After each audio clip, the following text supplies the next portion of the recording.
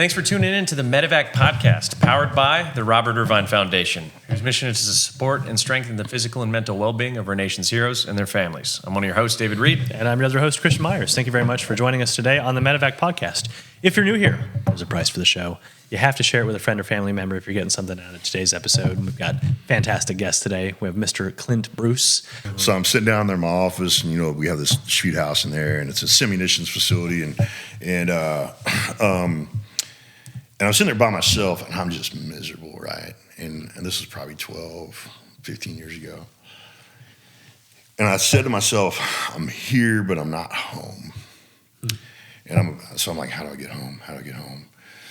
And I'm looking at my shoot house, and there's this door. I was like, okay, everyone I love is on the other side of that door. Teammates, friends, family, all this stuff. My mom, So I got to get home. That's home, and I'm just here. So how do I get through it? And all of a sudden I'm sitting there looking at it, I'm like, C4 is incredible. Like, you can cook with it. C4 is incredible, right? But for me, C4 became an acrostic, and what it stood for is career, compete, contribute, have a catalyst. And what I'd realized in that moment is until my early 30s, my career was competing. Against other athletes, against nation's enemies. My career was contributing. It was a form of service. And that's the 20s. My career made me have a catalyst. I had to get better every day. And what I was doing is I was burdening the boardroom map with providing the satisfaction only all four of those things could do. So I literally stepped back and I'm like, okay, my daily checklist now, and I've got about a year and a half of this. What was the aha moment? That of going like, hey, this isn't working. Yeah. Like, I'm here despite everything. So how do I get home? So for me, it's like, hey man, we got to switch tactics here.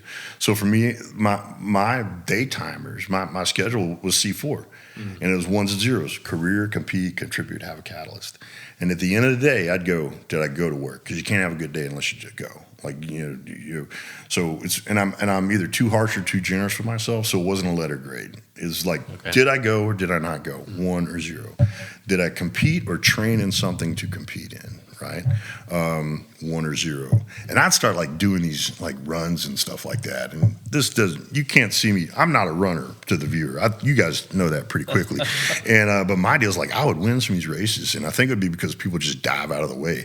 Because they think some bull escaped from the rodeo. I'm like, and they're just like, I'm like, oh, yeah, all right. But my deal was like, we've got to put something on the line because we don't want to look stupid. I think I want to win, but I really don't want to look stupid. So I didn't invite that part of me back alive again. So I'd start training or competing. So part of carry load was part of that. Carry load was a form of service, but it was also a way to hurt. Good pain pushes out bad pain. And then I would always career. Did I go to work? Compete, did I train or compete in something? Contribute, did I help someone that can't help me in any way? And did I get better? Did I find one way to get better? Writing left-handed, reading a book, dribbling left-handed, like something that would kind of stimulate kind of the white matter of the brain work.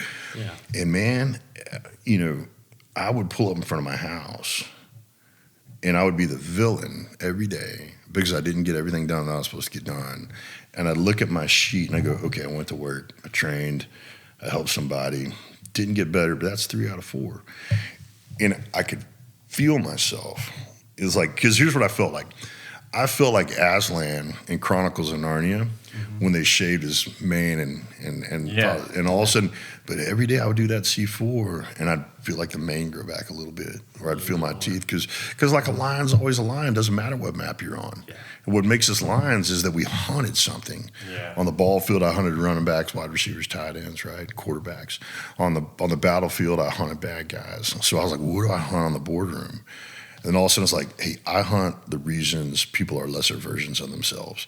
And almost instantly, it was like, oh, the carnivore came back. Yeah, and I was like, I hunt. I have a target now. Like, I've had a target my whole life. Yeah. And now I understand the map. And so my deal was this, like, and then there's some really cool realizations after that, is like, on the ball field, at some point, I wouldn't be able to hunt the ball carrier the way I wanted to, or the way I used to, like either physically or on the battlefield. There's gonna be a point in time where I couldn't do it the way I used to. On the boardroom, I'm never out of season. Yeah. I just get better as I get older. It's a great all of a sudden you're like, oh, like so Aslan kind of came back again. So that for me was the C4. And I mean, that's a plan of the day. It's a POD. It's a plan of the day is really what it is. And it's a way to metric progress. Because if we don't know we made progress, there's no neutral, there's no zeros. It's ones and negative ones for guys like us, and I think most people. But unless you have an instrument panel, so for me that C4 almost became an instrument panel. Yeah. It became It's a compass to your map. That's all it was. Yeah. All Yeah. it was, You right? can track your progress. And then So it's tools. Once again, I think it could go back to that one word is tools. You found a tool that worked for you to reprogram, retrain your brain. there's some real physiology to this. There's this real horizon, and the hardest thing for me in the boardroom is and there's Preston Klein writes there's another episode on long duration efforts, far horizon efforts, right? Mm-hmm. So like when I talk about being elite, I say there's 5 outcomes. There's bad, average, good, excellent, elite. And the reality is we have an obligation to be more than excellent. Say it's 0 through 5, right? Bad 0 times anything is 0. I don't think it's realistic for us to expect ourselves to be elite. Our obligation is to be high excellent. Mm-hmm. And then so we always have something to chase. And then what happens is we have this outside agent. We have this external agent that then we ascend into this elite version of ourselves. And it's unsustainable. Like calorically, all these other things. Then all of a sudden you step back, right? And then so the same thing when I talk about tribalism. So for me, when you see groups of people, we call them one of 4 things. They're gaggles, groups, teams, and tribes. Mm-hmm. Yeah. What makes these things different is what yokes them together. A gaggle is yoked together by problems. Groups are yoked together by preference. Teams are yoked together by purpose. And that's the beginning of all great things, right? But if being a team was enough, there'd be a bunch of ties. So there's got to be something different than that. So for me, tribes, so you have gaggles, groups, teams, and tribes. Teams share a purpose.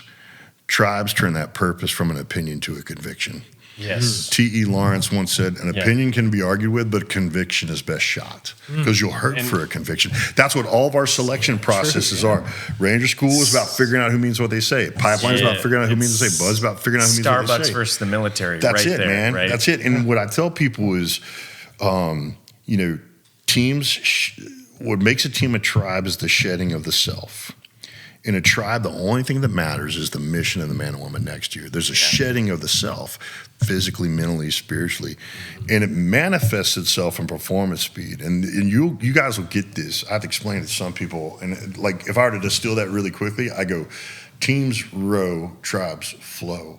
Mm-hmm. There's a fluidity to watching a tribe do what it does. There's this absence of friction, and this, and what you're seeing is the shedding of the self, right? And it's like watching the war canoes in Hawaii. Like it's like when they get in sync, and so again on this continuum, because I'm a data guy, right? What is my expectation of myself? My expectation, any organization I'm a part of, anybody I'm alongside, we have to be high team. Because the reality is we can't be tribal until we have a Thanos, until we have a Darth Vader. It's so all-consuming. And nature teaches. That's a requirement of tribe. That's it. So tribes shared adversary. Tribes they only affiliate. Tribes affiliate historically for success and survival, right? Good. And it's important to say that because our expectation of ourselves will immediately we got to be tribal. Well, hold on. Let's be honest with ourselves too. So on a 5-point scale, my job is to be 4.25 to 4.5, and when the devil shows up, we're ready. And we ascend into 5, we smoke check it, and then we regress back down. And that's our job. And so what does that look like, right? Like how do we? Because it's unsustainable, especially as quick as we are to vilify ourselves. Like, hey, if I'm not elite, I'm not worth anything. I'm like, well, hold on. Like, let's make us, and I'm a big victory defeats you. That's it, man. And so what I tell people, our brains crave this. And if you came up with a scale, and it doesn't need to be my scale, this is just what I did. Like, I'm not an expert. I'm an adventurer that takes notes, tries hard, and shares my scars, right? That's it. But there's something physical happens to me when I'm beginning to beat myself up. And I look at my C4, and I go, okay. 3 or 4, and I look at my elite, balance, all these other things, and I'm like going, okay, I was ready. Like my deal is like, be ready. Like, and that's why I don't necessarily like. This is all semantics, but like people go, hey, are you in security? I'm like, no, I'm in readiness because you're not ready unless you're secure. But you also like in the security world, people overemphasize security and they underemphasize safety. But probability would tell you you're going to fall down the stairs way faster than Al Qaeda's going to come here. Like, oh, well, you're not that important, man. Like, no one cares about you, right? but you're going to cut yourself with a bandsaw faster than you're going to run into a Chechen, right? So, like for me, I crave what I've learned, and this all comes back to process, right? We bring it back. Like, I thought I hated process, but process built me.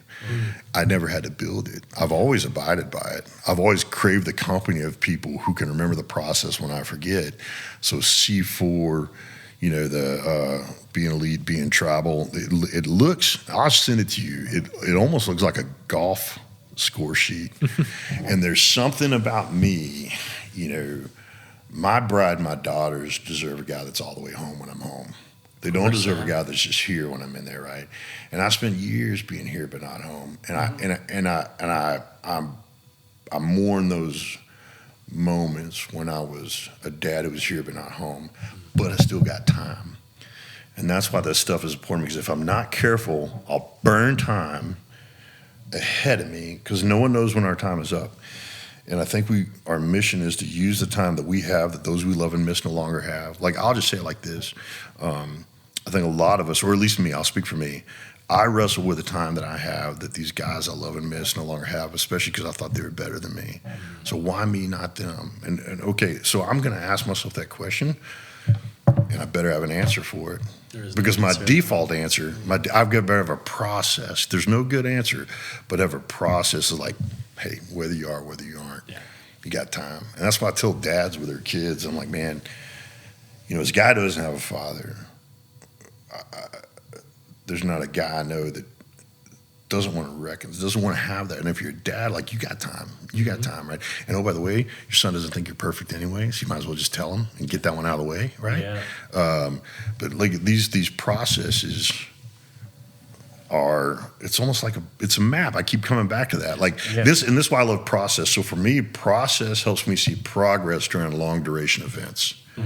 Yeah. Like, we've all been on patrol, right? It's trackable. And you're freaking like, dude, we're lost. I'm like, oh, they're going to haze me like a son of a gun. Also, like, oh, there's that tree. Oh, we're not lost. I got that landmark. But and when I tell guys, it's like, hey, man, a map has 5 things. It has 4 boundaries and an X that you think is right. And the reality is the boundaries are more important than X, because X changes over time.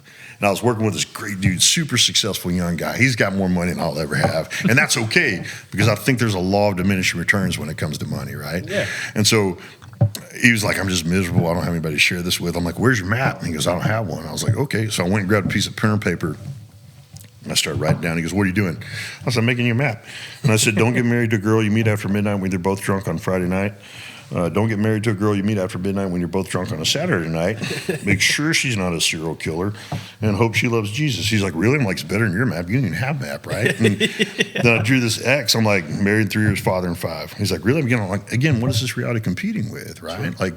Like all you can feel is wrong right now because you don't have a map. In our world, you know the deal. If you don't have a map, you're not on mission. Yeah. You're on E&E. Yeah. But you're not on mission if you don't have a map.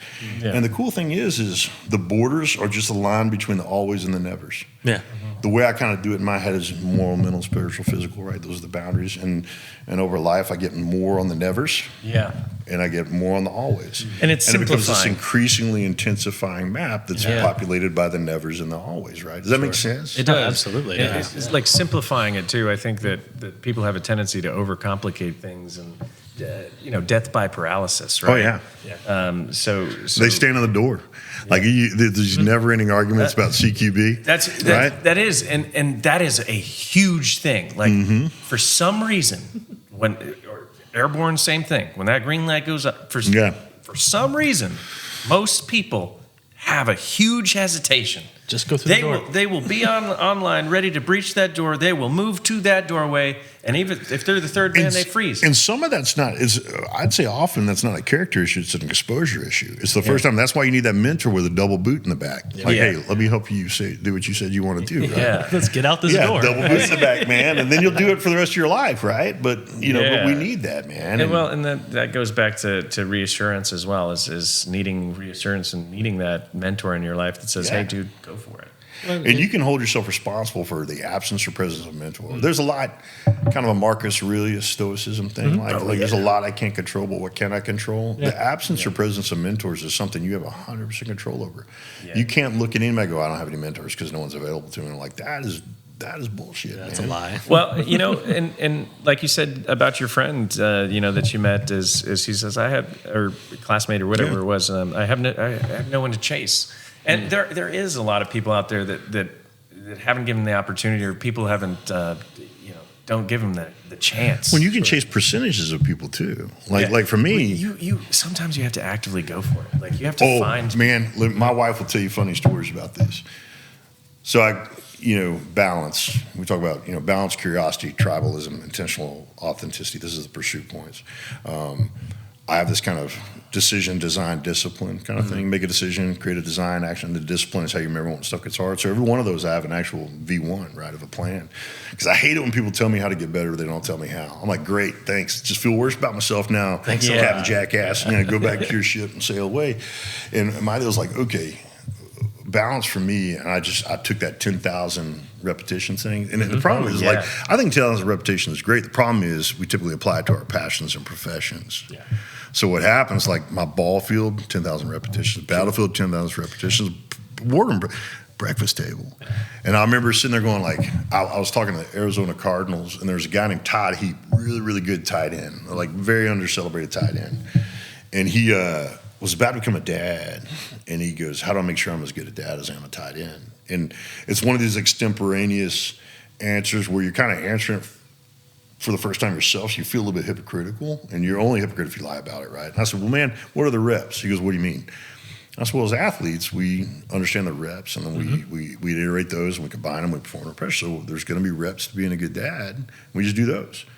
And I was thinking to myself, I was like, man, I'm going to be an elite dad and an elite husband. I remember my bride, so I was flying home that night. I'm like, I'm going to be an elite husband. I'm going to do 10,000 things an elite husband does. And I sat down with Amy. I said, hey, babe, I'm going to be an elite husband. I'm going to do 10,000 things an elite husband does. And I don't know if I've done 10,000 things. She said, you haven't. I'm going, hold on. I wasn't asking you. I was saying perhaps, maybe, right? I said, but here's 5, because my list only have 5, because this has to do this. So I'll never have a list that has more than 5 things, because this has got to do this. I can't write with my toes. And thank God for not. I set you up so good on that one, and you set me free on that one. So I appreciate that. You can hit me with it later. And but like my deal was. So I said, hey, I'm going to take you on a trip once a quarter. This is what an elite husband would do. And she loved that. Like, who wouldn't want to hear their husband say that? But she kind of goes like, hey, these are for me. And I go, yeah. She goes, can I tell you what they should be? I'm like, man, that makes a lot of sense. And she goes, listen, I'd love to go on a trip once every 3 days, but can you not be a jackass when you come home from rugby? Don't be. Like, yeah, I told you that. And she gave me 5 things that were doable, right? And so, listen, I'll show it to you, man. Yeah. Things you can do to accomplish today. I track it just like reps, reps in the gym. Oh, yeah. That is insanity. And so every one of my, Button's my youngest daughter, Little Bit's my middle daughter, Bug's my oldest daughter. That's my bride. This is my faith. This is making better decisions about stuff. But I track it. Wow, that's awesome. Yeah, people ask me all the time, like, how do you get good at bench press? I'm like, bench press. Yeah.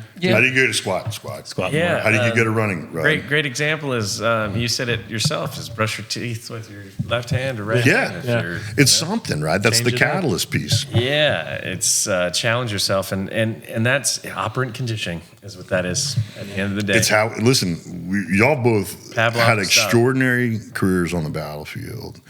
And I guarantee you the data drove a lot of our performance. Now, but the problem is, like, we don't inherit that when you come in the boardroom. Yeah, not at all. But all we got to do, like this, I tell guys, most of life is like mortaring.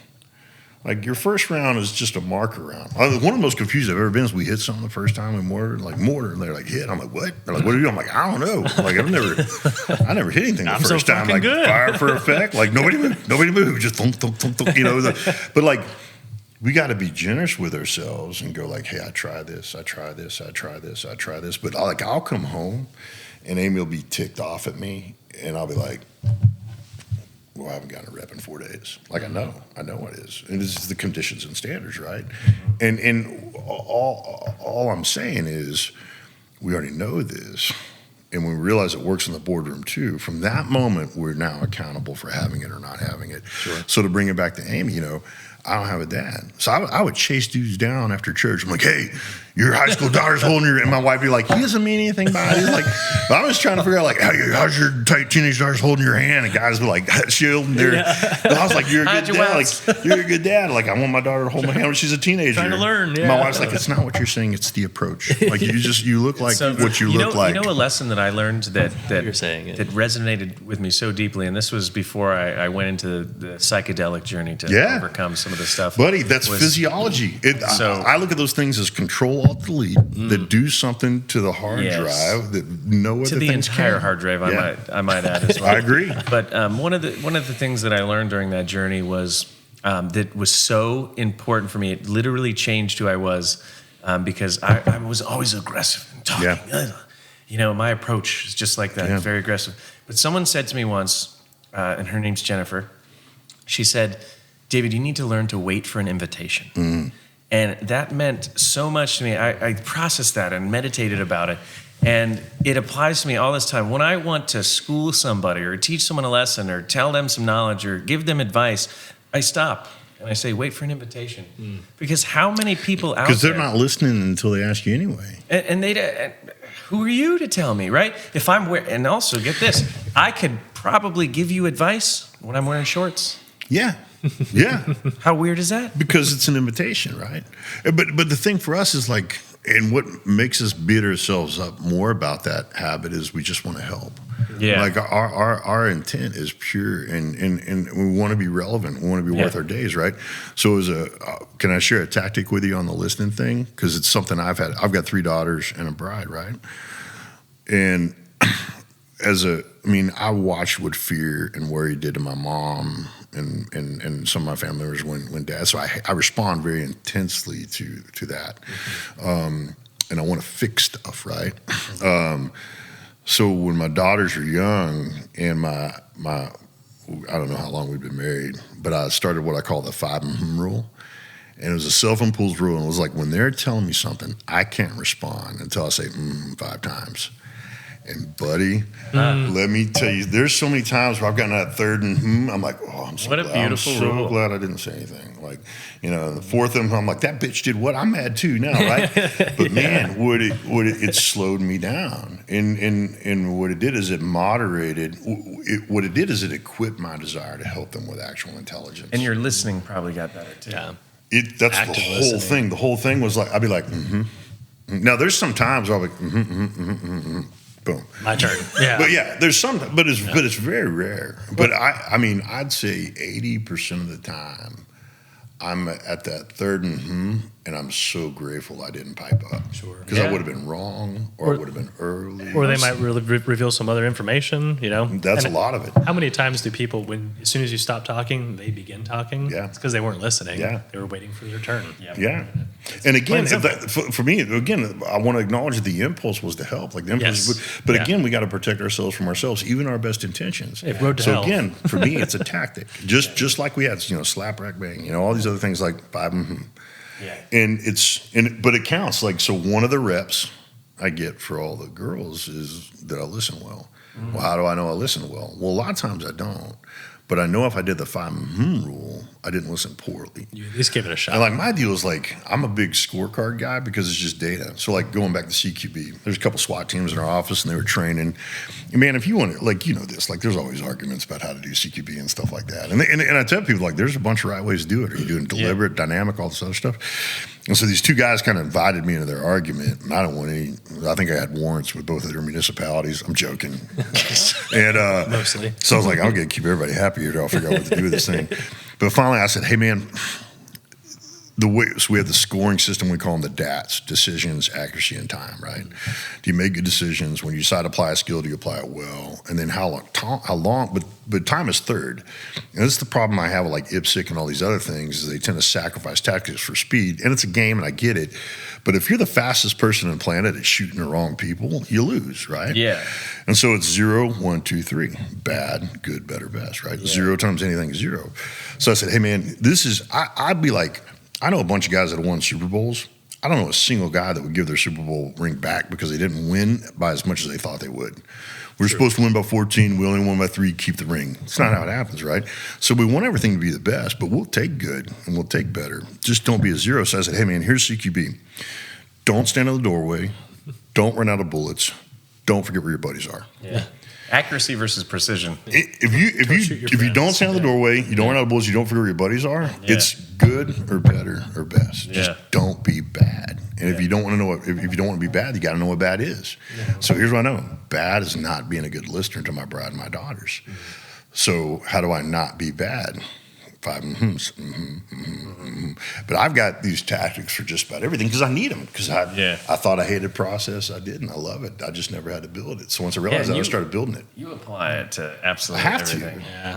Because the lesser me is not a great dude. I don't like the lesser me, and everyone that I love likes him less than I do. And people need to understand that. We talked about that bipolarism a little bit too, and these different archetypes, these different personalities. That Archetypes is a great word for it. Yeah, that we all have inside ourselves, and there is a dark side, there is a light side. That people don't realize that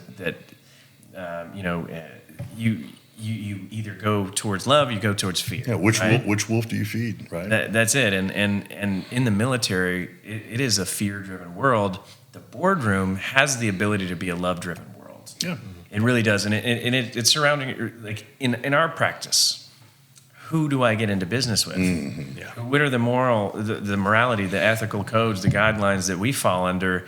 That is going to be put out into the environment that we're in, and it's going to the RJs of the world, the CZs, the Robert Irvines. Man, get you some RJ in your world. Not because he's our RJ. You can't have RJ. RJ's our RJ. You can't have RJ. You can pick somebody else. And we're not sharing our beautiful RJ. Beautiful human being, and tried, tested the trials and tribulations that he's been through, that we've all been through. Yeah. We have and I have to bring this up on the show just because I think you'll resonate with it, is we have a saying that we call it tough but tender. Yeah. You could be the toughest, baddest mother around, right? Yeah. But at the end of the day, if you can't emotionally open up and showcase that vulnerability to the next guy, how powerful are you really? Well, think about this too. Think about the most intimidating senior enlisted we all had in our lives, right? Mm-hmm. And we were so afraid of these guys. Yeah. And when those guys become tender all of a sudden, like they've ripped your ass. It gives you an invitation. Then all of a sudden they come in and they go, hey, bud. And all of a sudden, like it becomes the most meaningful moments of your life. Absolutely. When these toughest men in your life become tender with you. Yeah. They know how to do it. It is intentional. The senior enlisted, I tell people there's no one in the world better at people, programs, and process than the senior enlisted. And this is one of my missions on the battlefield to boardroom invasion is helping the senior enlisted better understand their executive capabilities and helping the private sector better understand that, hey, that senior chief, that sergeant major, that's a COO level guy, right? The level of dollars, the number of people, and helping them understand their equivalencies, right? But again, it's not either or, it's and when, right? And the best leaders I've had were my coaches that were the toughest on me. When they became tender with me is when I heard stuff that stuck, right? And it was very much by design, right? Yeah. So it's both. It's. I tell people like most of the time it's not either or. Most of the time it's and when, right? Mm-hmm. I mean, you can look at me and tell me I'm a kind of an and guy, probably more than I should be in a lot of ways, right? I'll take this and that, right? But man, I just, to come back to your very earliest question, man, if you've been on the high ground as an athlete or an operator, there was a process that existed before you that got you there. And so the logic prevails that on the boardroom and at the breakfast table, there's a process that will get us to the high ground and keep us there. And I say this all the time down in the office. I'll grab these young guys. I'm like, hey, you know what the difference between a 15,000 foot peak in North America and South America is? And they go, what? I'm like, nothing. It's 15,000 feet, right?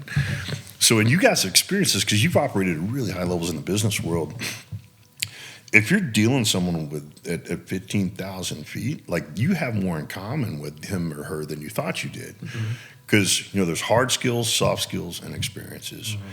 The biggest difference really between the maps is the hard skills. But the soft skills and experiences, the soft skills it takes to get to the high ground on the ball field, in the battlefield, in the boardroom are the same in so many ways. The hard skills, we talk about fundamentals are the fundamentals. Back to the basics. 100%. So we have more in common with these men and women that are at 15,000 feet on the border than we think we do. And that's one of the things I love about my office. I'd love for y'all to come out of the office. We have this. Absolutely. But we have this event called Bullets and Bourbon. We have it every month. From an RSO perspective, it's Bullets then Bourbon, just, because, this is Bullets and Bourbon. Makes sense. But what I'll do, I was telling a buddy, like, he's a CEO of $1 billion company. I'm like, hey, you're intimidating. That 24-year-old, sergeant out of the 2nd Ranger Bat, like, he looks at you and he thinks you're intimidating in the boardroom. All of a sudden you go in the shoot house and you're like, what do I do? And all of a sudden that Ranger's going like, oh, and the equilibrium sets in. Yep. And you just kind of realize like, oh, you're just a dude. Yep. Yeah. But you've been on this map longer than me. And all of a sudden I'm not braver. I've just been on this map longer than you. Yeah. And for me, my I look at business as a way to be. I've used business as a way to be around and learn from the people I want to be like in the boardroom. Absolutely. And the people I want to be in like boardroom, but they're imperfect but successful in the boardroom.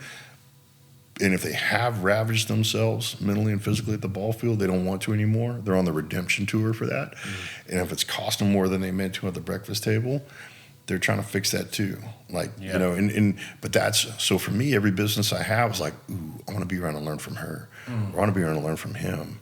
Right? And 5 closest people you're with is most likely. I mean, that's a real deal.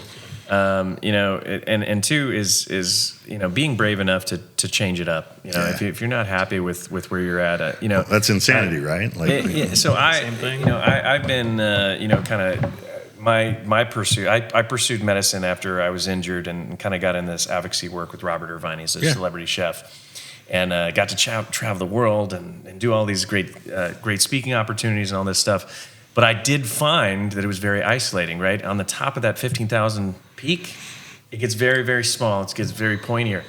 So I was alone. And I remember being in Vegas and sitting at, like, supposedly the best bakery ever. I'm a baked goods kind of guy. I'm a fan. Banana breads. I'm a fan. Like, I don't think I need to Cakes. Elaborate on that. I think it's very evident. Pies. Just kidding. Danish. So I'm sitting there at this bakery, and I'm like, man, who am I going to share this with? Yeah. Like, right? It's great to be successful. It's great to be surrounded, like at an event and be praised and shake your hand, blah, blah, blah. But who am I sharing this with? And it's one of the reasons why I decided to, like, take a pivot and join Terra Arma with Christian here. Is because I was like, I should be doing these things that I love to do with the people I love. It's the Jerry Maguire moment. That great scene in Jerry Maguire, best night of his life and all that stuff. And he's on that walkway in the airport, and he's by himself, and it's just kind of like, high-fiving yourself just kind of looks dumb. Like, you don't look, as a SEAL, we want to look cool. I mean, that's kind of a big thing for us, right? So doing this, like, that's just, so don't. Yeah. I mean, that's the thing. That's, but again, man, I want to be a steward of y'all's time. I can do this for a long time, but I'm proud of what y'all are doing. Anything I can be helpful with. I love sharing I tell guys, hey man, you own your scars own you. It's the only 2 ways about it. And if you don't talk about them, they own you. Yeah. And if you can, you own them. And shame is a shovel that Satan will use to bury you. So authenticity. You have some good ones. I'm gonna watch this show again because this one I'm a traveler trying. And my deal is like, authenticity is what you call vulnerability when you're not scared anymore. Yeah. When you're scared, it's vulnerability. When you're not scared anymore, it's just authenticity. But they're the same thing, right? Yeah. You slap that shovel out of Satan's hand. I was like, hey man, let me show you this. Let me show you this. Let me show you this. And you kind of it's redemption, right? Yeah. You don't get the time back. I'm just an adventurer trying my best, taking notes. It's an adventure, trying my best, taking notes and sharing it with others. Sharing my scars. And I got a lot of them. I love that, and it is so true. But that's another great one too. Is authenticity? Authenticity is just being comfortable, being vulnerable, right? That's it. Beautiful stuff. I really appreciate you coming on the show and kind of dropping knowledge. I'm sitting here. I love it, man. I've been, like I said, I've been a fan of y'all's for a long time, and obviously I think I know more guys that know you than you know. So I've known about y'all for a while as individuals and as operators, which is really cool. Which is odd because I think we operate we don't see it. We don't see that often, right? I mean, quite professionalism is something that we've instilled into our hearts so much, and we had just had Tank on, who was the last episode, who was talking about these vanity metrics, getting on social media and really being sucked into this, but being so isolated and alone with hundreds of thousands of followers. We don't do social media. We do social media, but like we have a limit. I have a half-hour limit on mine, and this kind of thing. I can't remember how to log into mine. I remember how to log into my Facebook Lost like a year password. ago, and all my friends were like, "You're such a dick. Like you're too big for us now." I'm like, "No," and I'm like, "I forgot my password," and all the guys like, Yes. we buy that. How do you respond to that? You, they're like, we could totally see you forgetting your password. How do you respond to that too? So that's a question for me, because like every single day for me is absolutely different. Yeah. It's absolutely different. I'm traveling. I am like yesterday I had 37 calls. Like I'm all over the place. And then I'll have, one person that says, "Hey, I messaged you on LinkedIn. You don't care about me anymore." What is your thought process? I love that question. So I'm a big kind of rhythm guy. And so probably the most productive any of us ever were kind of back in high school. When you look at a human performance spectrum, we go through 4 different subjects and perform against established knowledge all before lunch, right? So our body's inclined towards rhythms. And so I started kind of building this rhythm for myself, and I'm always tinkering with it. There was a study in California on lifeguards and when do we rotate. And basically what they're saying is like, hey, somewhere between 17 and 25 minutes is when most people pick at vigilance. And so I literally have, every week it's a little bit different, like 17 minutes, 33 minutes, but I do 3 things. And then that 4th thing is what I call Reid. And it's an acronym. We all love acronyms, right? But for me, it's Reid. Reid is actually read something. E is encourage somebody. A is acknowledge somebody.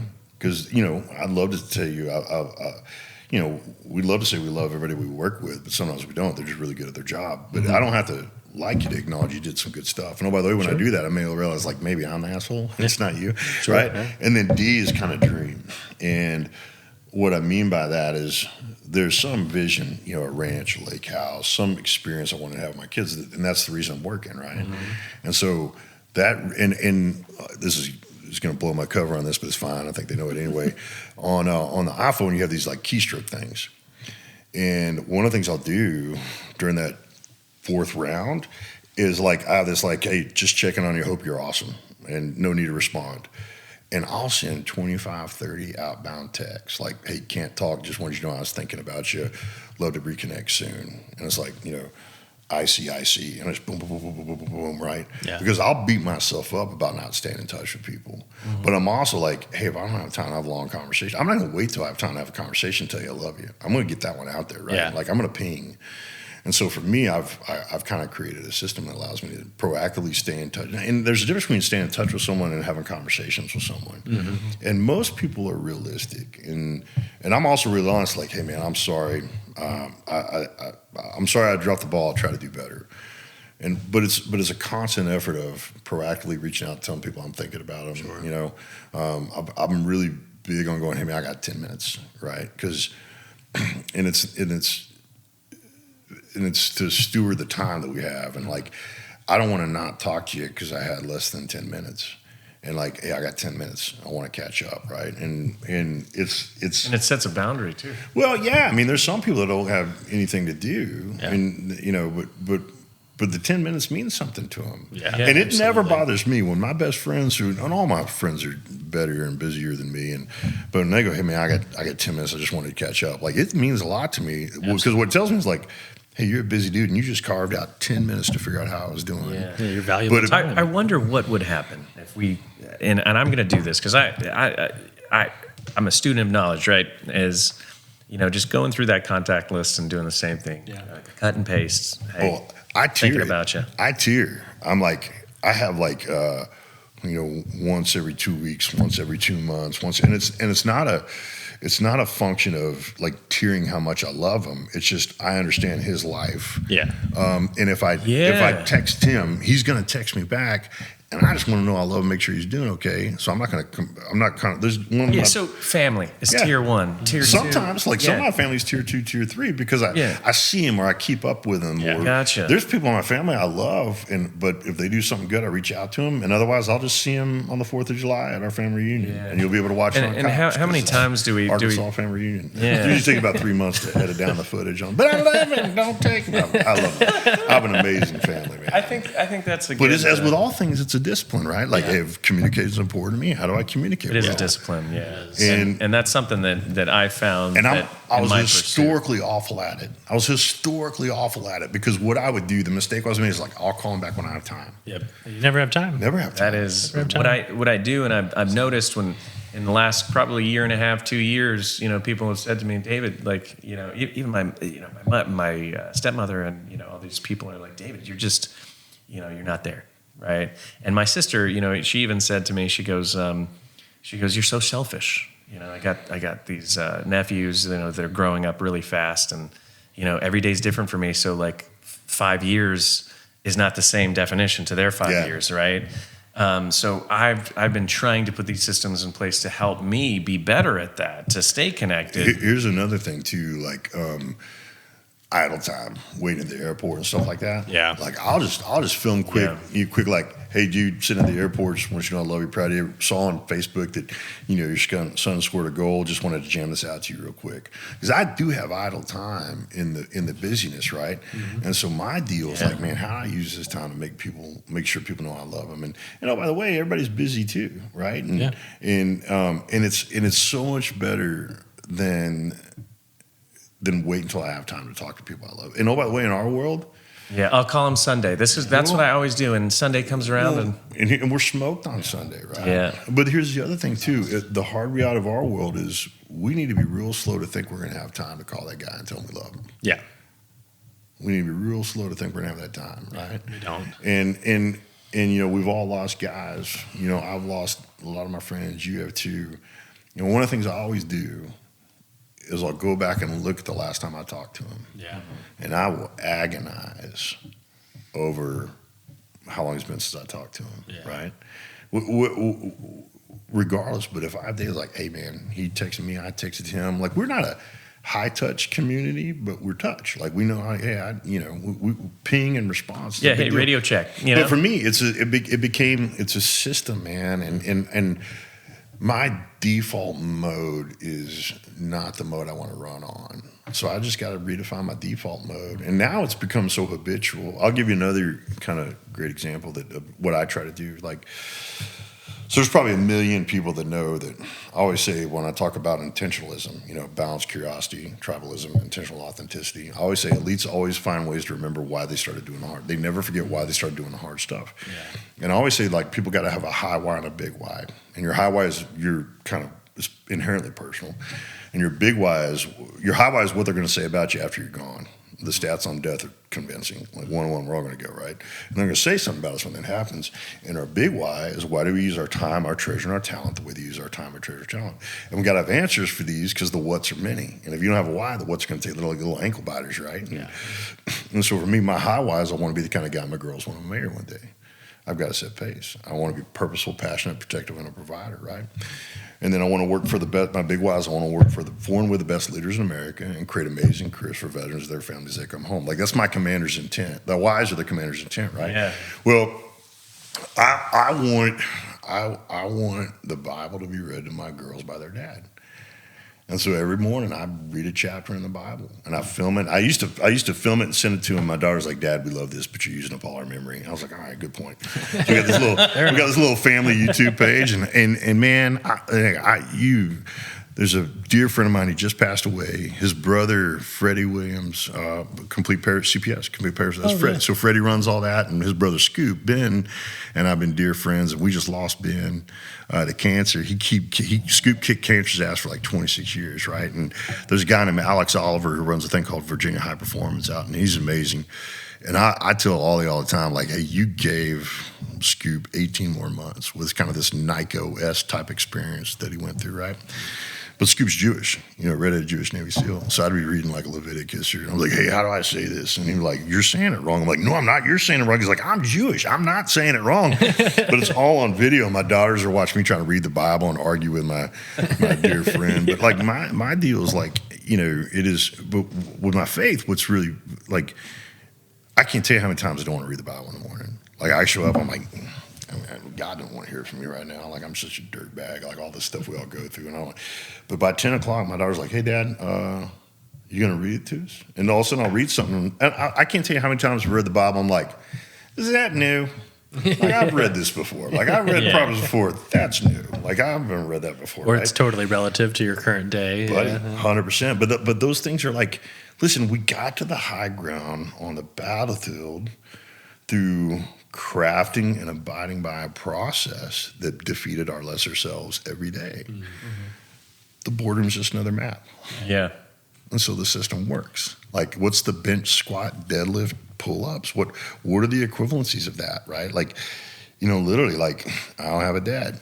Don't remember my time with my dad that often. But I'm surrounded by guys who are great dads. Mm-hmm. And they'll answer any question I ask. Sure, yeah. And I'd find guys that were in whatever my girls' ages were, and I'm like, how do you do that? How do you do that? And then turn it into a rep. And but for me, it's really encouraging to, when I talk about kind of the achieving average, it's another story, and I know I'm burning your time right now, but not at all. I have this thing called the achievement equation. And I was so bad in football. This is a funny story. So in 8th grade, I was so invisible on the football team at Brandenburg Middle School that the only way I could get the coach's attention is I'd pick up all the pads after practice and bring them back in. So one time I was bringing all the pads in, and they'd locked the door, and I thought everyone was joking me until I saw the coaches pulling out of the parking lot. I was like, eh. So I dove in front of one of my coach's cars. He hit me, but I was in pads, so it was all right. And he gets out, and he's like, hey, you're dressed like one of my football players. Like, I am one of your football players. And then he came and let me in, and he goes, hey, when you get in 8th grade, you can be on this team. I'm like, I'm in 8th grade. I've been on this team for a year and a half, right? On the team. I was like, this is awful. But I went home, and I was like, all right. And I don't know what but I wrote this down. I said, angles plus allies plus advantages equals achievement. And then I was trying to understand the process. I'm like, okay, I don't have the advantages that some guys have. Like, and for me, advantage is talent and treasure. And sometimes people go time. I go, no. Talent and treasure get you time. Mm-hmm. Time in and of itself is an advantage. Time and talent will give you time. Time and treasure will. So all I have is angles and allies, right? Mm-hmm. And so allies are understanding our craft, getting better. Like nature teaches us a lot. Like a lion looks lazy till it's being a lion. And you're like, oh, But what a lion was doing is it's harvesting energy. Because here's what apex predators know. They know, I'm going to have to burst into this perfect version of what I am, and I never know when. Yeah. So we're in this constant state of optimization and harvesting. That's why sleep is so important. Like we're harvesting, right? We go in that flow state is the performance state we want to be in, but calorically, that flow state is just dragging fuel. Like you can't stay in it. Physiologically, you can't stay in it. So for me, I became obsessed about angles. Like, how do I reduce friction angles? Then I have allies. I got to be around people who mean what they say as much as I do. And faithful are the wounds of a friend. They'll tell me how to get better, right? And this is kind of that David and Goliath stuff. Like, in asymmetric warfare, all of us are part of smaller units, right? And so there's an assumption that we're going to be outgunned but not outmanned. And our equalizer has always been angles and angles and allies. That's because advantage is only 1/3 of the equation. Yeah. So I'm not great at math, but if you have advantages, but I have angles and allies, I'm probably going to win. Yep. And oh, by the way, you have these advantages, and then advantages collide with adversity, and one of three things happen. Your advantage is affirmed. I'm as good as I thought I was. Mm-hmm. Your advantage is revealed. Oh, I didn't know I could do that. And your advantage is smoked. But if the mission matters most, what happens is when you pick back up and you're dusting yourself off, you're looking around and going, hey, man, that was easier for you than it was for me, so you do it next time. Mm-hmm. That's how guys drift into the specializations inside our communities, right? Like, man, you shot better. Maybe you should go to snipers. That's how we dole out school opportunities based on what this level of advantage does and how it recalibrates. And a good leader, I think, is just one to shed responsibilities. Like, you do it, you do it, you do it, you do it. Yeah. A lot of people say surround yourself with brilliance and to just blend in. That's always been easy for me. I've always been like, I remember when I was in the NFL, there's a dude, and it was the first time he wasn't the fastest guy in the room, and it crushed him. Mm-hmm. And he was kind of getting worn out by the coaches. But I grabbed the coaches and I said, hey, that's not a character issue. That's an exposure issue. Mm-hmm. Physiologically, he's just like, when's the first time you realized you weren't the fastest guy in the room? Sixth grade. Best, yeah. Hey, sixth grade, you had 3 hots and a cot. You had parents that loved you, right? This kid's 21. He's always been the fastest. He's got an ecosystem of probably 30 family members that he's extracting from poverty based on his ability to be fast. And all of a sudden, he just found out he's not fast enough. Yeah, detrimental. He's got no margin. You had tons of margin. Mm-hmm. Yep. Like our schoolhouses are built to those who fail first fail hard. That's it. Yeah. And my deal is like, hey, failing is quitting. Failure is data. I'm sorry, failing is data. Failure is quitting, right? So it's just data. So like for me, I was like, okay, I can control angles and allies. How do I measure advantages? How do I learn them? And then that produces achievement. But that through about far as it's been with me my whole life. It's like, it is. I think it's probably it's this whole achieving average thing. It's powered that. And I tell my daughters this. I'm like, hey, saying I can't is not humility. If anything, it's tremendous arrogance.